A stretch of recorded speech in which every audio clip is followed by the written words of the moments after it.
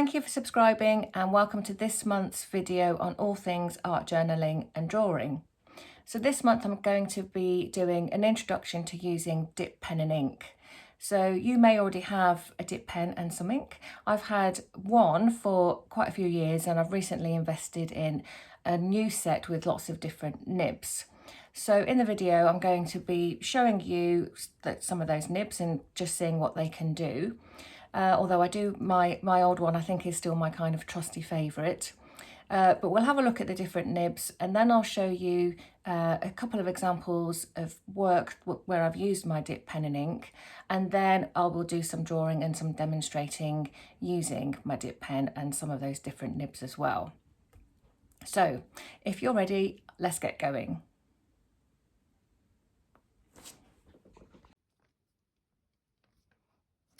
So here we go, let's have a look first at some of these different dip pens and nibs. So the one on the right, this is my trusty favourite that I've had for quite a number of years, and it's from a brand called De Leonart & Co. So you can pick these up in most shops and online, and they're about £10. And what's really nice, well, you get one pen holder, nib holder, and then you get this little tin which has got other nibs in it. So the idea is that you can take that nib out and replace it with any of these, but this nib has been in here for so long it's actually got stuck, so I can't get it out. So what I did was that I've been online and I've bought 10 different pen holders, a pack of 10 pen holders. And this is a brand called, well, it's spelled PSSOPP, and 10 of these pen holders without the nibs was £11.50. So I think it's quite useful to have nibs that pen holders that you can put your different nibs in case, like mine, it ends up getting stuck there. So they've proved to be quite useful. And then these are some of the other nibs that I've bought recently and the ones that I've decided to use in this video. So all those pen holders are from that one brand, and then the nibs and this pen holder is from another brand, and that's called Apragaz. So that's spelled A-P-R-A-G-A-Z.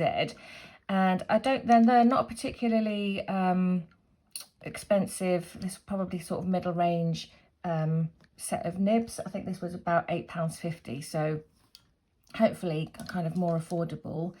And you get 13 nibs, and I've just chosen these ones just to use in this video, and you get 2 of these pen holders with it. So I've built up my collection of nibs recently, so let's see what each of these ones can do. So obviously when using a dip pen we need some ink as well, and I'm going to be just using black Indian ink today, but I have used my pens with lovely coloured inks from Winsor & Newton, and I'll show you an example of something I did a little bit later on. So this is a nice little 30ml bottle of Winsor & Newton Indian ink. I think this is £4 or £5, something like that, but I think if you can, it's probably a bit better value to buy more because it goes a really long way. And this bottle is from Jackson's Art. This is 300ml, and this was £9.99 I think, and I mean I've hardly used any, but I've been using it a lot. So I use it neat for when I'm using my dip pens, but sometimes I will dilute it and use it with mark making tools, which you may have seen, or paintbrushes. But for today I'm going to be using it neat, and I'm going to work from this little bottle because it's just more convenient to dip in and out of.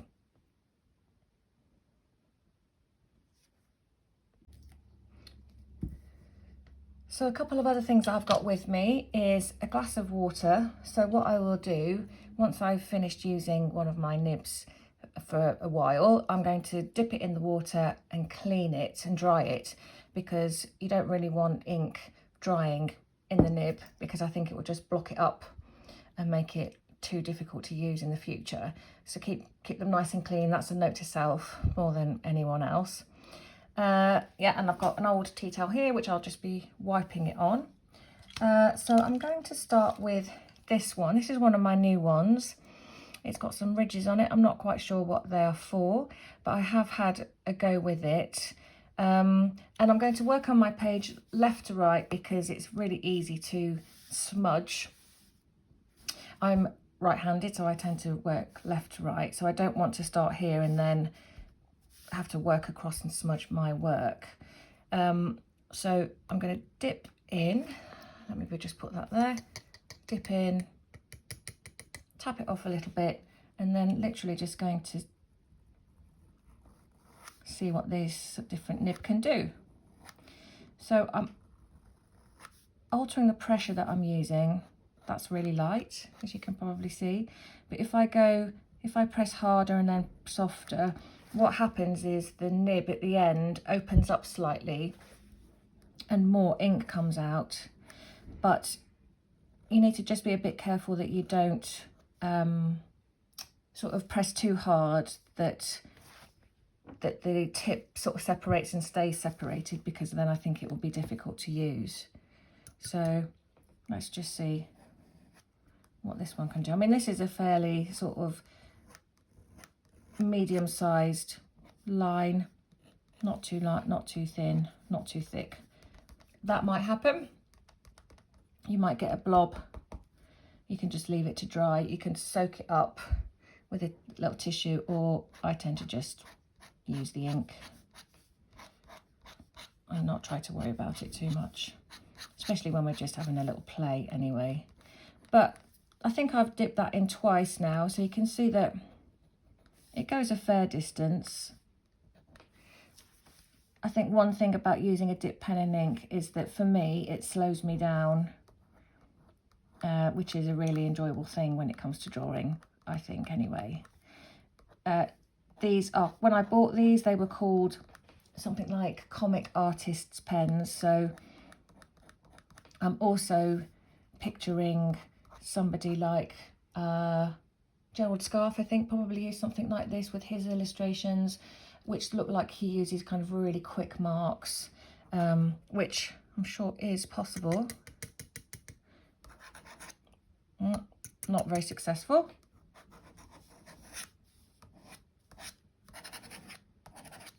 And you can probably flick ink as well. So that's my first one, that tool there. The next type of nib I've got is one that's newish to me. I hope you can see these okay. I've got 3 here and they're different sizes, and you'll notice that they go to a kind of circle at the end, a round shape at the end. So I think these are probably quite good for writing with. So I'm just going to have a go and see what happens.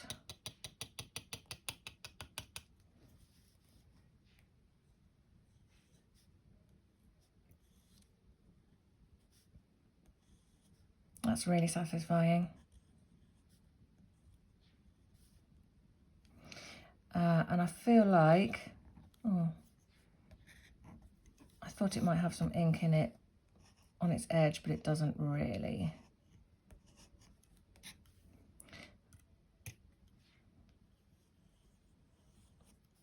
So actually that looks like quite a small circle on the end, but it's making quite a big, thick mark, I think, isn't it?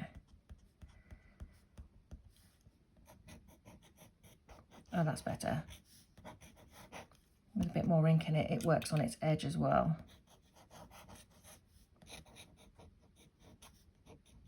That's quite nice. And that's me making quite quick marks. And then going more slowly and more deliberate. But I am also altering the pressure to see what happens.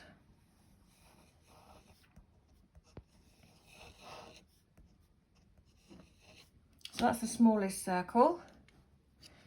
Let's try the next one.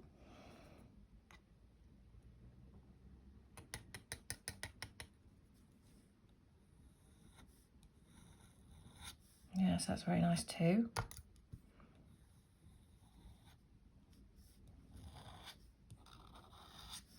I'm I'm just playing and experimenting here.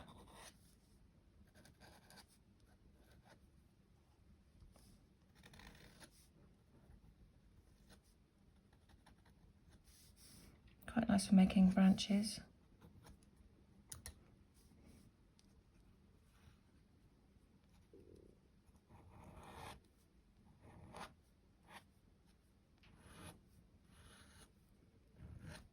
Well, they look a bit wintry even though it's the middle of summer here.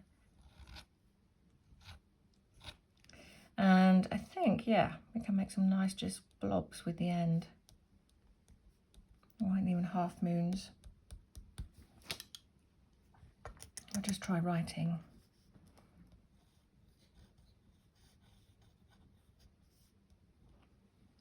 That's quite nice. So that's the middle-sized circular nib, and here's the fattest one, the biggest one. Let's see what this does. Whoops, splats to begin with.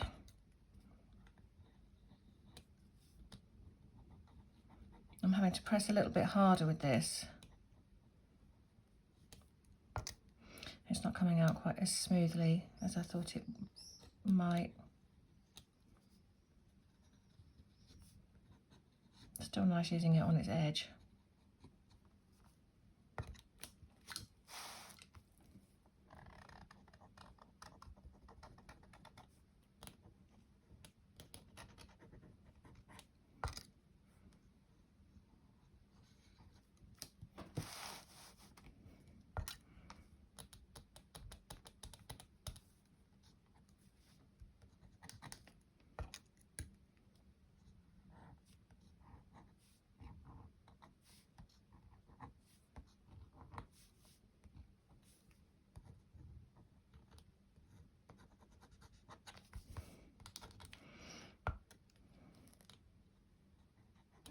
I feel like with this one, you've got to be prepared for some unexpected outcomes, particularly.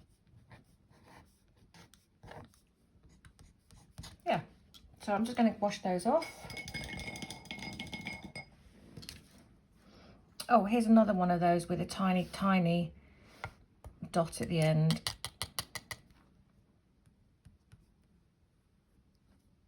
It doesn't feel too much smaller than this one here though, does it?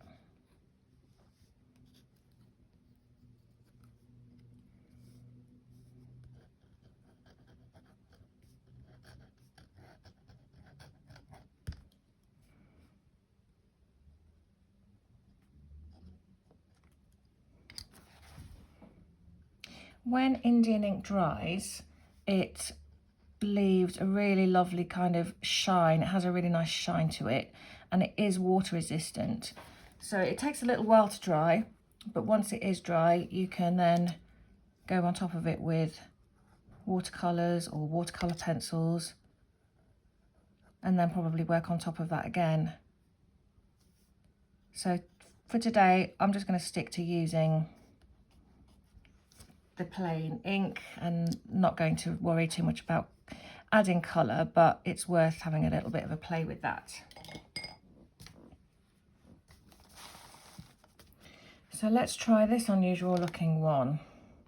This looks like it might be quite fine. Whoops, I blobbed it. That's quite nice. That's got a smooth, coming out quite smooth. Let me just make sure you can see that properly.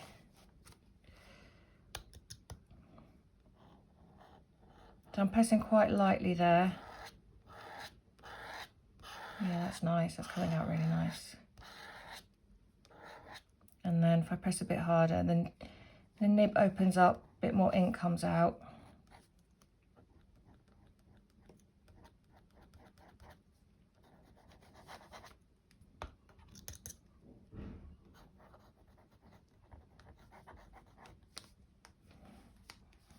I like that one, so I might put that one aside for a bit later on. And then finally, this is my trusty one, my very old one. You can see that the nib holder is splitting, but I think it's still got life in it. this to me feels like it's made of a stronger metal. So when I use it, she says, when I use it, I feel like when I press, I can press even harder.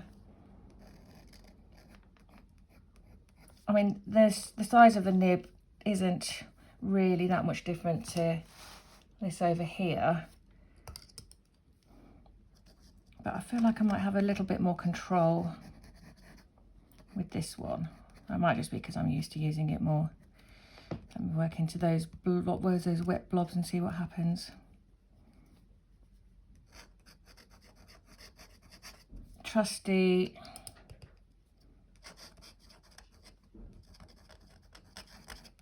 favourite. Yeah, I think I could just feel like I can be a bit more kind of robust with this one. So this is the Leonard brand. It's a British brand made in Birmingham. Lovely. So there's my little play with my tools. I'm going to dry those off now, and then I'll show you a couple of examples, and then we'll get on to actually drawing with them.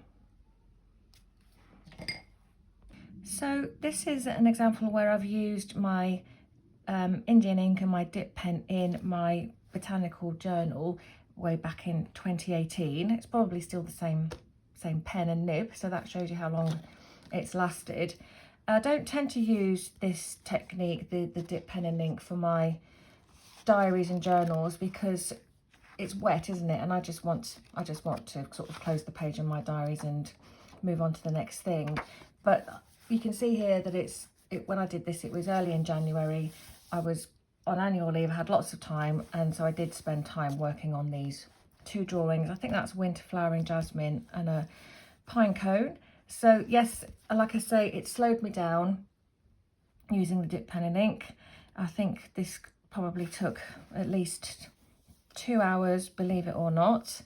And I think the secret is to go slow, well, for me anyway, to go slow and to not try and obliterate all that white space too soon, because we know, don't we, that the difference between the light and the dark is really, well, makes all the difference for helping to create a sense of tone and feeling of 3D on the page.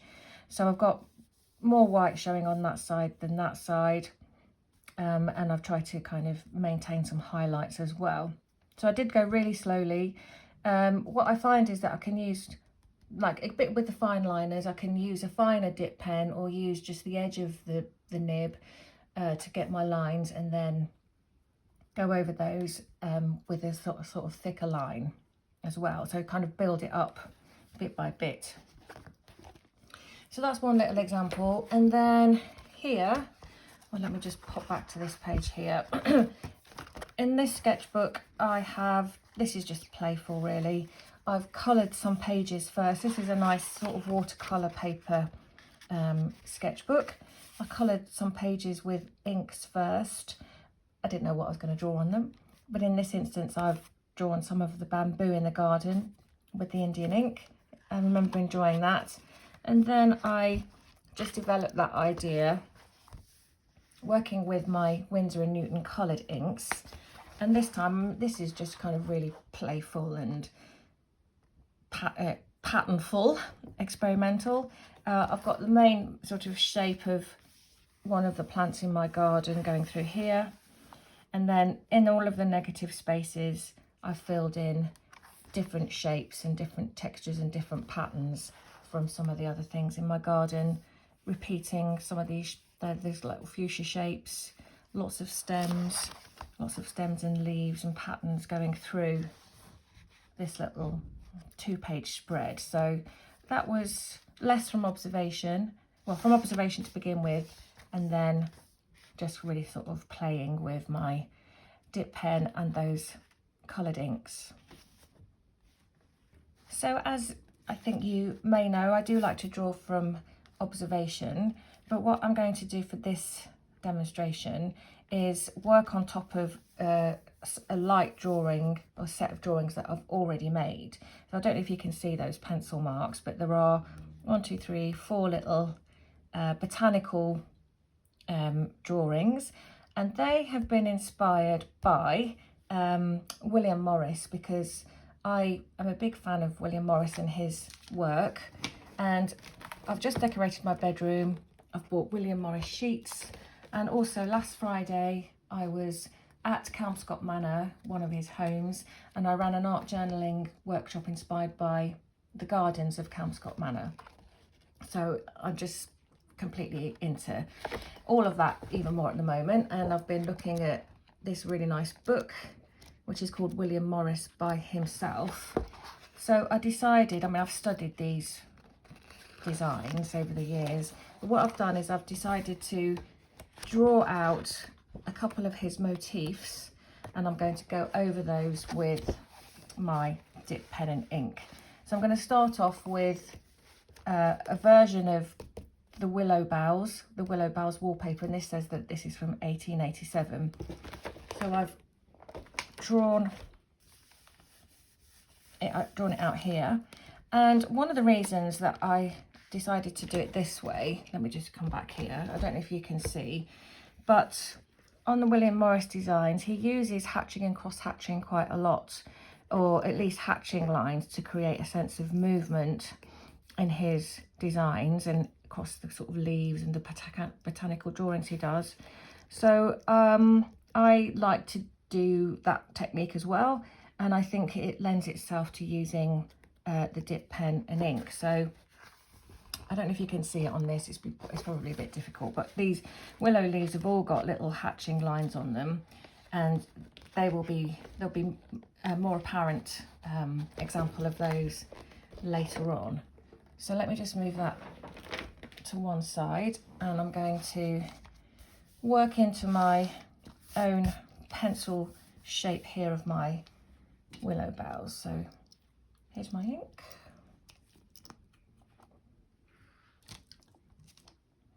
I'll try not to blob it, and I'm just going to pick this one up. I'm not going to start too narrow, I don't think. This was a sort of medium size line. I'm starting here. When I work on other parts of my book, I'm going to turn the page round so that I don't smudge. I may well get an ink blob or two, and that's just something that will have to happen, and I'll just have to work around. So pressing sort of quite hard, following my line.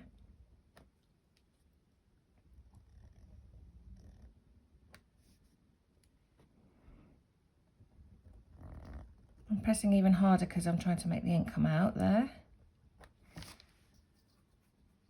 And then let's see if there's any ink left to do that little bit of stem. Yeah, just about. I think I'll dip it in again. So you can see what a strong line it makes. Now I'm going to have to reach across and pull from that side. But you can see that you can get a nice variation in the line. Pressing quite hard again. I come down the stem a little way.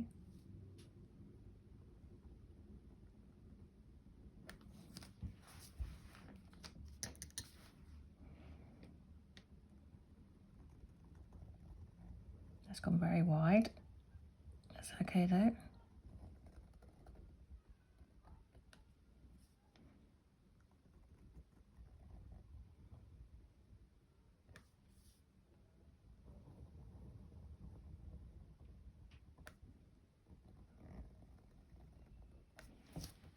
When I was at Kelmscott Manor last week, I saw the willow trees that were the inspiration for this design. Or maybe not the exact willow tree, but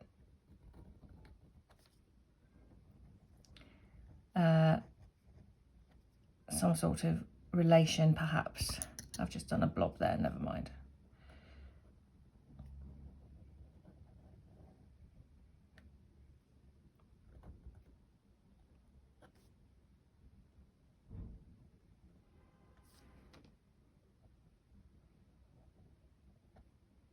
And there's my outline done quite quickly.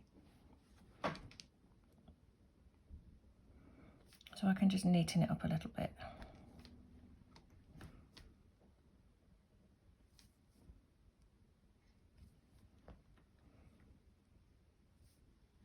And then I think I'm going to go over a couple of these just to add a bit more variety. There's another blob. Oh dear.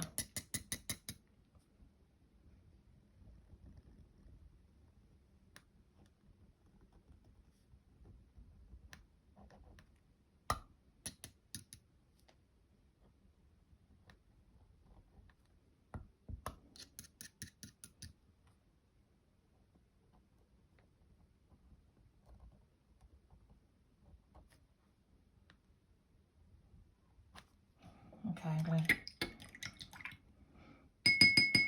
try not to make too much more of a mess.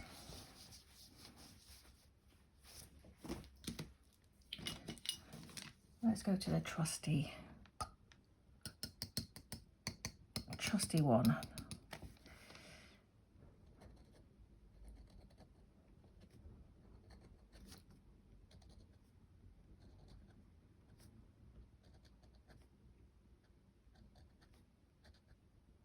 So I'm making this up a little bit here, but that's okay.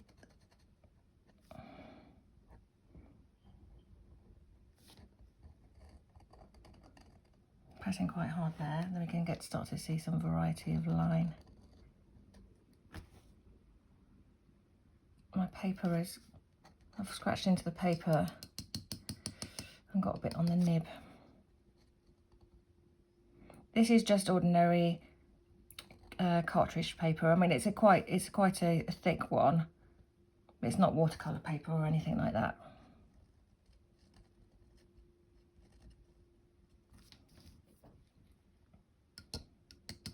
Just going to neaten up this line.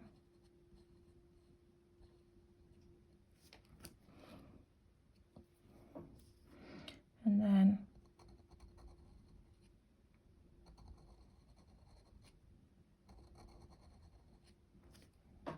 these little lines just help to give it a bit more movement, I think, a bit more sense of form.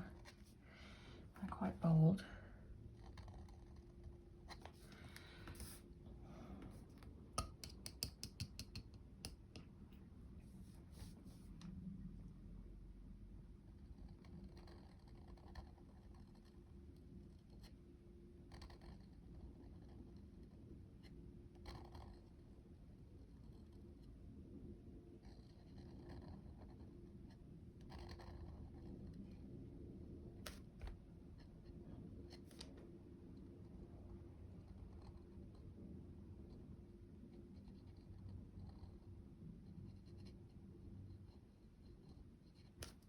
I'm keeping it quite sort of bold because thinking about the William Morris designs, even though there are lots of details in them, they do get transferred to wood blocks, don't they? So I think some of these lines might be a little bit reminiscent of a kind of wood block carving mark as well. Oops. Whoops. Another big blob there.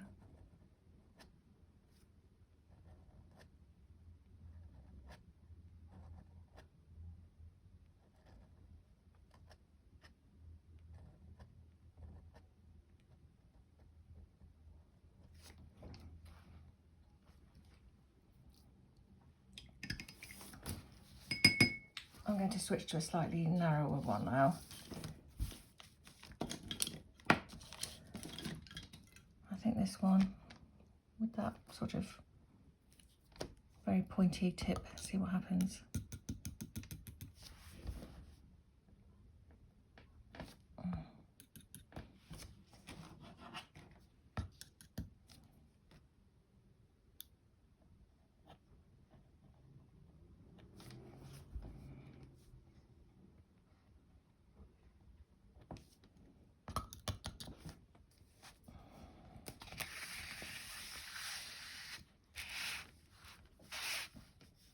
might help.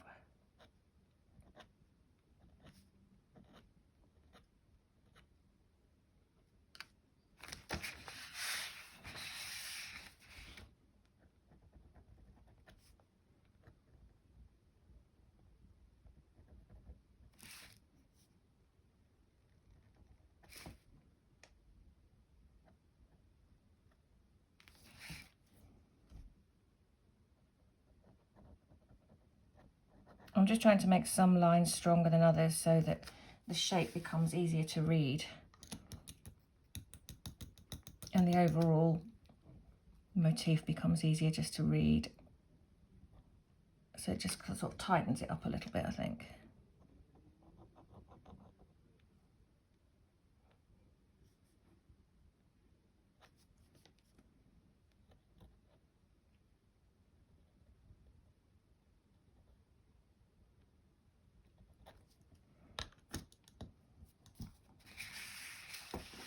Whoops.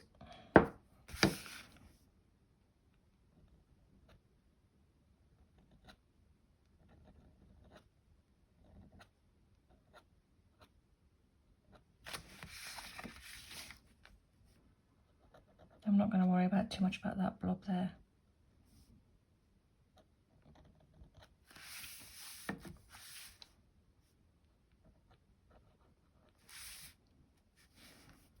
Now, I think I might just leave that like that for now. Add a tiny bit more of a curve to that one. There. Oh, only a couple more here.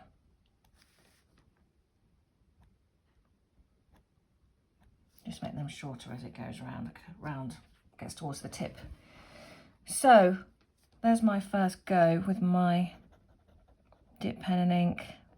Very strong outline. I feel like this part of this leaf needs something, but I'm not quite sure yet, so I'm just going to leave that there. And I will write willow boughs.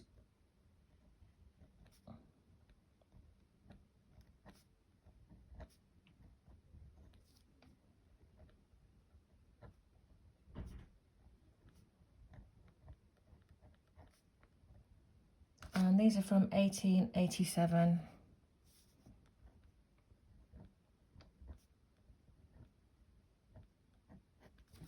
Lovely.